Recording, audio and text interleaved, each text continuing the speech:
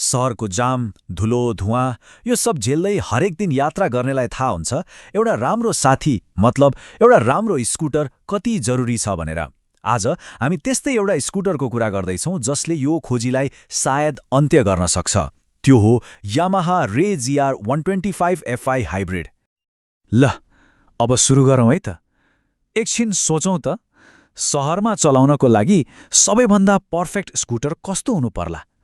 समस्या त कति छन् कति, हैन र?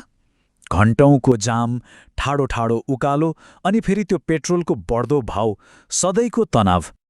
हो, ठ्याक्कै यिनै समस्याहरूलाई समाधान गर्न भनेर यामाहाले बजारमा ल्याएको छ रे ZR 125 FI हाइब्रिड। अब यो केवल एउटा स्कुटर मात्रै होइन नि, यो त टेक्नोलोजी र स्टाइलको एउटा कम्प्लिट प्याकेज हो जुन खासमा सहरकै लागि भनेर डिजाइन गरिएको छ। अब पहिलो र सायद सबैभन्दा ठूलो चुनौती के हो त भन्दा पावर र माइलेजलाई सँगसँगै लैजाने। मतलब उकालोमा पनि सरर जाओस् तर पेट्रोल पनि धेरै नखाओस्। अब यो दुईटै कुरा एउटै स्कुटरमा कसरी सम्भव होला त? हो, यसको जवाफ लुकेको छ एउटा एकदमै स्मार्ट टेक्नोलोजीमा। त्यो हो हाइब्रिड पावर असिस्ट। यो सिस्टमले के गर्छ भने जब एक्कासी थप पावर चाहियो नि, जस्तै कसैलाई ओभरटेक गर्दा वा ठाडो उकालोमा, हो त्यति बेला यसले ब्याट्रीबाट एक किसिमको एक्स्ट्रा पुश वा बुस्ट दिन्छ। अनि सबैभन्दा गजबको कुरा के हो थाहा छ? यसले थोरै पनि एक्स्ट्रा पेट्रोल खाँदैन। मतलब पछाडि साथी राखेर उकालो चढ्दा पनि स्कुटरले दम छोड्दैन। अनि त्यो स्मार्ट बुस्टको फाइदा के त? ल हेर्नुस्, 1 लिटर पेट्रोलमा 58 किलोमिटरभन्दा बढीको माइलेज। सोझो भाषामा भन्नुपर्दा पेट्रोल पम्पमा कम धाउनुपर्ने भयो, पैसा पनि जोगिने भयो अनि त्यो बचेको समय आफ्नो काममा लगाउन पाइयो। अझै सकिएको छैन, माइलेज बढाउने अर्को पनि एउटा चलाक फिचर छ। त्यो हो अटो स्टार्ट एन्ड स्टप। एकछिन इमेजिन गर्नुस् है, तपाईँ ट्राफिक लाइटमा रोकिनुभयो, केही सेकेन्डमै इन्जिन आफै चुपचाप बन्द हुन्छ अनि बत्ती हरियो हुनासाथ हल्का थ्रटल घुमाउने बित्तिकै स्कुटर सरर अघि बढ्छ। सोच्नुस् त, दिनभरिको जाममा कति धेरै पेट्रोल बच्ने भयो। ल, पावर र माइलेजको कुरा त भइहाल्यो, तर सहरमा स्कुटर चलाउनु भनेको यति मात्रै त होइन नि, हैन र? साँगुरो गल्लीहरू, खचाखच भरिएको ट्राफिक, यस्तोमा चलाउन कतिको सजिलो छ त। अनि अर्को कुरा, सडकमा अरूले प्रष्ट देख्छन् कि देख्दैनन्? आउनुहोस् अब यसबारेमा कुरा गरौँ। यो नम्बर हेर्नुस् त, जम्मा 99 केजी।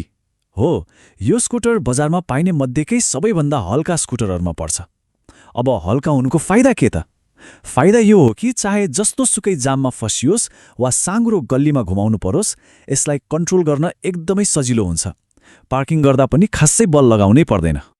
अनि अर्को एउटा सानो तर एकदमै काम लाग्ने कुरा, याद छ पुरानो स्कुटर स्टार्ट गर्दा आउने त्यो घर र आवाज? अब त्यो बिर्सिदिनुहोस्। यसमा भएको स्मार्ट मोटर जेनेरेटर सिस्टमले इन्जिनलाई यति साइलेन्टली स्टार्ट गर्छ कि स्टार्ट भयो कि भएन भनेर झुक्किन सकिन्छ। सानो कुरा हो, तर दिनहुँ चलाउँदा यसले साँच्चै फरक पार्छ। अब पर्फर्मेन्स र स्मार्ट फिचरको कुरा मात्रै गरेर भएन, स्कुटर त हेर्दा पनि राम्रो हुनु पर्यो नि, हैन? यो स्कुटर हेर्नुस् त, एकदमै स्पोर्टी र एग्रेसिभ डिजाइन छ।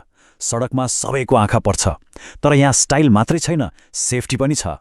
यसको अगाडि भएको LED डे टाइम रनिङ लाइटले गर्दा दिउँसै पनि अरू गाडीले प्रष्ट देख्न मद्दत गर्छ। भन्नुको मतलब स्टाइल र सेफ्टी दुवै सँगसँगै। ल, अहिलेसम्म हामीले पावर, माइलेज अनि स्टाइलको कुरा गऱ्यौँ। अब अलि प्र्याक्टिकल कुरा गरौँ न। जस्तै दैनिक चाहिने सामान राख्ने ठाउँ कस्तो छ अनि हाम्रो नेपालको बाटोमा यो कतिको भर पर्दछ त? हो, दैनिक प्रयोगको लागि यो एकदमै प्र्याक्टिकल छ। किनभने यसको सिट मुनि पुरै 21 लिटरको स्टोरेज स्पेस छ। सोच्नुस् त, एउटा हेलमेट, ल्यापटप ब्याग वा बजारबाट ल्याएको सामान सबै सजिलै अटाउँछ। मतलब अब जहिले पनि झोला बोकिरहनु परेन। अनि अब कुरा गरौँ नेपालको सडकको। यो स्कुटर हाम्रो बाटोको लागि साँच्चै तयार छ। यसमा भएको टेलिस्कोपिक सस्पेन्सनले खाल्डाखुल्डीमा पनि एकदमै आरामदायी राइड दिन्छ। त्यति मात्र होइन, 145 mm को ग्राउन्ड क्लियरेन्स पनि छ, जसले गर्दा ठूला स्पिड ब्रेकर होस् वा अलिकति कच्ची बाटो, स्कुटरको तल्लो भाग ठोक्किन्छ कि भन्ने चिन्ता लिनै पर्दैन। ओके, यति धेरै राम्रा कुराहरू थाहा पाइसकेपछि अब मनमा एउटै प्रश्न आउँछ होला, आखिर यसको मूल्य चाहिँ कति पर्छ त? ल, अब सिधै मूल्य र यसका विभिन्न मोडलहरूको बारेमा कुरा गरौँ है त। समग्रमा हेर्ने हो भने यो स्कुटरको मूल्य लगभग 2,80,000 रुपैयाँदेखि सुरु भएर 3,29,000 रुपैयाँसम्म पुग्छ। यो प्राइस रेन्जले गर्दा आफ्नो बजेट अनुसार कुन चाहिँ लिने भनेर योजना बनाउन सजिलो हुन्छ। अनि यो प्राइस रेन्जभित्र पनि छनौट गर्नको लागि 4वटा फरक भेरिएन्टहरू उपलब्ध छन्। मतलब आफ्नो आवश्यकता र बजेट हेरेर एउटा सामान्य ड्रम ब्रेक भएको स्ट्यान्डर्ड मोडलदेखि लिएर थुप्रै प्रिमियम फिचरहरू भएको टप मोडलसम्म छनौट गर्न सकिन्छ। सबैको लागि कुनै न कुनै अप्सन छ। त्यसो भए अन्त्यमा के भन्न सकिन्छ त? यामाहा रे ZR125 FI हाइब्रिड एउटा यस्तो कम्प्लिट प्याकेज हो जहाँ स्टाइल, पावर, माइलेज र प्र्याक्टिकलिटी सबै कुरालाई एकै ठाउँमा ल्याइएको छ। यो साँच्चै नै आजको आधुनिक शहरको जीवनशैलीको लागि एउटा स्मार्ट सोल्युसन हो।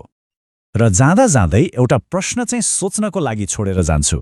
यदि एउटा नयाँ स्कुटर किन्दै हुनुहुन्छ भने सबैभन्दा महत्त्वपूर्ण कुरा के हो? स्कुटरको आकर्षक लुक्स, यसले दिने जबरदस्त माइलेज वा यसको मूल्य? आफ्नो प्राथमिकता के हो एकपटक अवश्य सोच्नुहोला।